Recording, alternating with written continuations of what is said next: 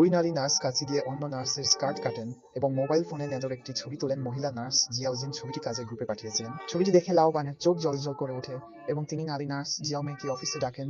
যে ছোট্ট সুন্দরী অনুভূতি জানে না, সে কেবল ছেঁড়া স্কার্ট পরে পুরো পথ হেঁটে বেড়ায়।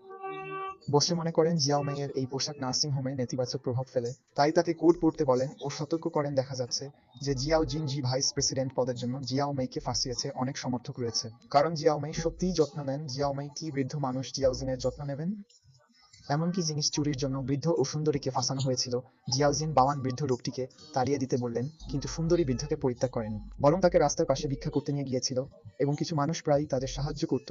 কিন্তু রাস্তা পার হওয়ার সময় একটি দ্রুত গাড়ি এলো। তখন বৃদ্ধ চোখ বন্ধ করে মৃত্যুর জন্য অপেক্ষা করতে লাগলেন। গাড়ি থামল এবং যে লোকটি গাড়ি থেকে নেমেছিল সে একজন বৃদ্ধ হয়ে গেল। লাও বান জিয়াওমেই এর মাধ্যমে পরিস্থিতির সত্যতা জানার পর তিনি জিয়াওমেই ও বৃদ্ধকে ফিরিয়ে এনেছেন এবং সবার সামনে ঘোষণা করেছেন যে জিয়াওমেই ভবিষ্যতে ভাইস প্রেসিডেন্ট হবেন, যাতে তার মন